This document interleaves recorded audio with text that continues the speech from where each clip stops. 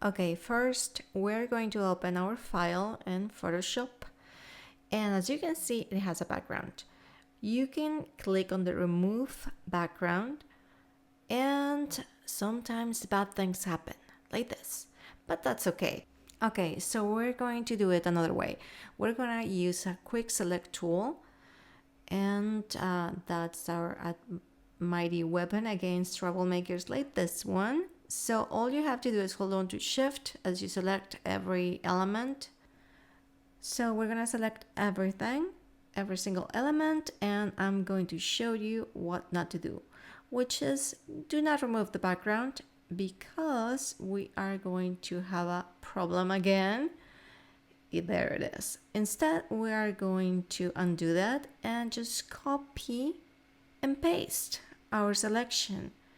So we already have those elements selected. We disable the previous layer, and there you go. Bob's your uncle is a transparent background. So all we have to do is export it. And let's do that right now. So you can save as. And let's do that. Remember to have a folder with your items, and very important to name your material material underscore BA, so we don't have any issues in Blender. Now we're going to go to Blender and we're gonna get rid of this guys. We don't need them. So select and delete, and here we go. We are going to save this file, you know, like alien friends or whatever you want to call it. And now here comes the fun. So let's go with it. First, we're going to add a plane. Here we go. There it is. Very lonely. Kind of sad, but let's fix that. All we have to do is first go to your materials, and what do we see? Nothing. So let's do something. Let's create our material, and this is what you have to call it: material underscore masked. Just like that. Yes, do not be creative in this way. Keep the same name. Now we're going to go to our trusty shader editor, and here we go. Look at that. Almost there. Well, almost. Now we're going to import our texture. And for a second, I forgot what was I doing. Yeah, I got rid of an extra file, didn't have. And here you go. You can just drag it. Now we have to connect this as our base color, just like that. And there you go. Now we have a problem, right? We have way too many elements on one plane. So we're going to open our UV editor so we can see more clearly. And we're going to find our material. There it is. Look at that handsome guy. Hello. There it is. And his friend too. So now we are going to have even more fun. Yes.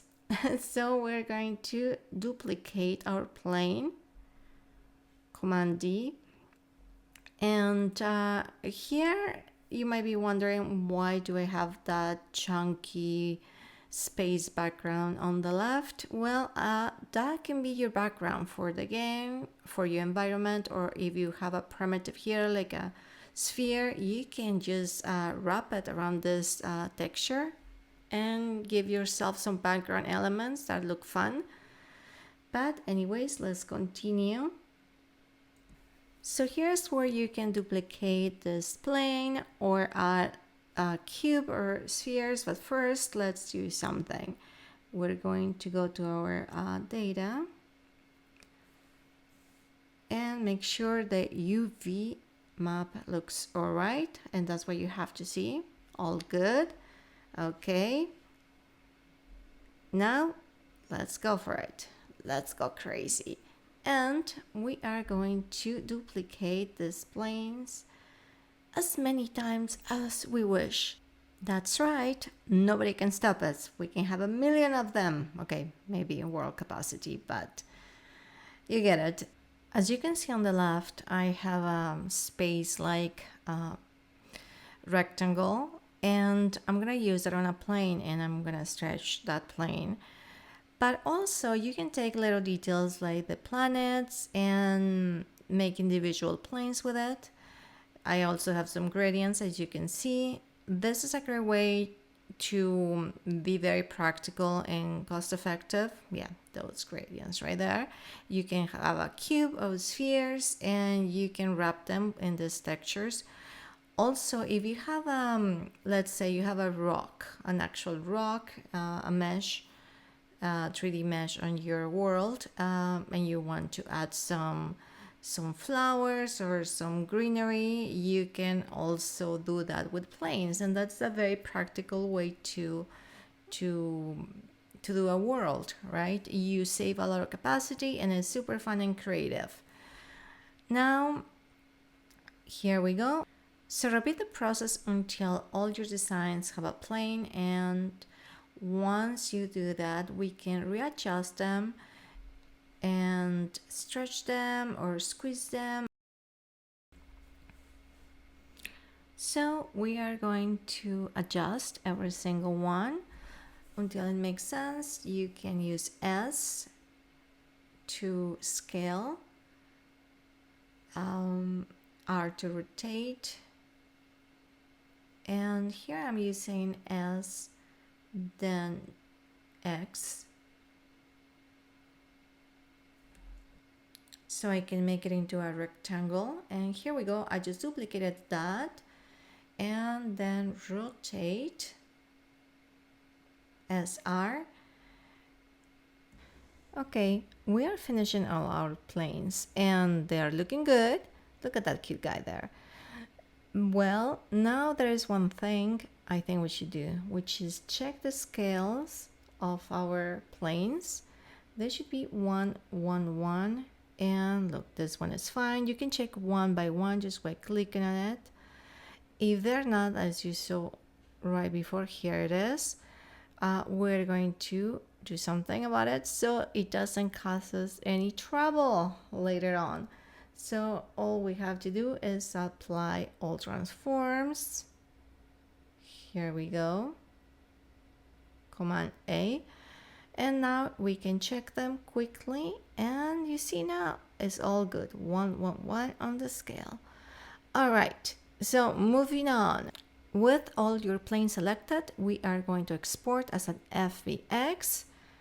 There we go. And we are going to name our file Alien Friends or whatever you want, maybe just aliens. And make sure you click on selected objects and deselect everything else. You can click on mesh, and just in case I click on apply transforms right there, and we are going to export. There we go.